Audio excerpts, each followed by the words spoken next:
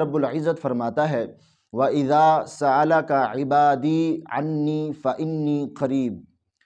اے محبوب صلی اللہ علیہ وسلم، جب تم سے میرے بندے مجھے پوچھیں تو میں نزدیک ہوں۔ اللہ فرماتا ہے کہ جب آپ سے پوچھیں تو اس کا شان نزول اس طرح ہے کہ صحابہ کرام رضی اللہ تعالی عنہم نے ایک دفعہ رسول پاک صلی اللہ علیہ وسلم سے پوچھا کہ یا رسول اللہ صلی اللہ علیہ وسلم، اللہ کہاں ہے؟ ہمارا پروردگار کہاں ہے؟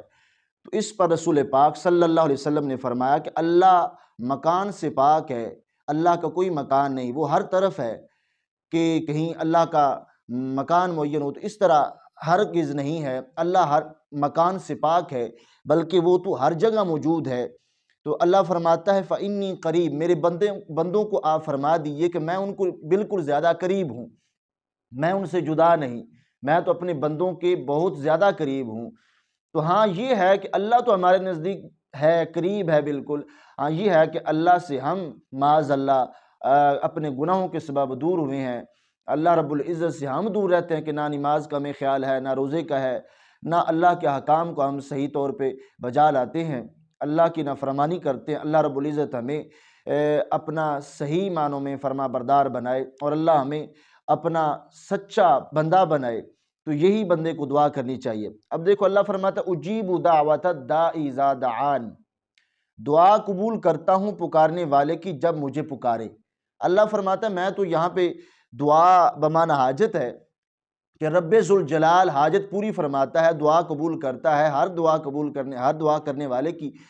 تو رب ذوالجلال دعا قبول فرماتا ہے اپنے بندوں کی۔ جب رب ذوالجلال کو کوئی بندہ پکارتا ہے کہ اے اللہ مجھے فلاں حاجت ہے، یہ میری پوری کر دے، دعا کرتا ہے اللہ سے، تو کبھی فوراً دعا قبول ہو جاتی ہے، کبھی جو ہے کچھ دیر بعد ہوتی ہے، تھوڑی سی دیر لگ جاتی ہے، کبھی ایسا ہوتا ہے کہ اللہ کا وہ بندہ دعا کرنے والا محبوب ہوتا ہے تو رب ذوالجلال پسند کرتا ہے کہ وہ بار بار مجھ سے دعا کرے، تو اس واسطے بھی تاخیر ہو جاتی ہے۔ کبھی یہ ہوتا ہے کہ ہم جو دعا کر رہے ہوتے ہیں وہ اس میں ہم اخلاص نہیں دکھا رہے ہوتے، توجہ کہیں اور ہوتی ہے اور دعا ہماری جلدی قبول نہیں ہوتی۔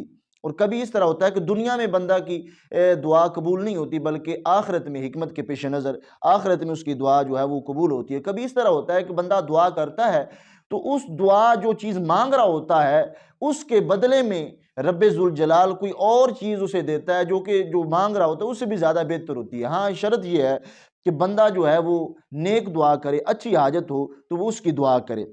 تو اللہ رب العزت فرماتا ہے کہ میں دعا قبول کرتا ہوں پکارنے والے کی جب بھی مجھے کوئی پکارے۔ آگے فرماتا ہے فَلْيَسْتَجِيبُوا لِي وَلْيُؤْمِنُوا بِي لَعَلَّهُمْ يَرْشُدُونَ، تو انہیں چاہیے میرا حکم مانیں اور مجھ پر ایمان لائیں کہ کہیں راہ پائیں۔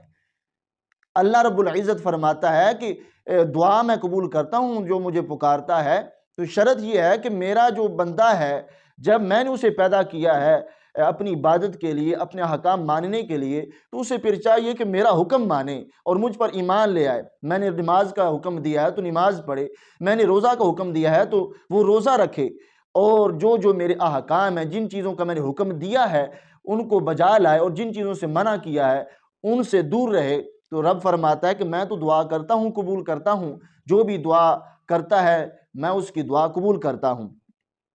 اب اس سے آگے ہے آیت نمبر 186۔ اللہ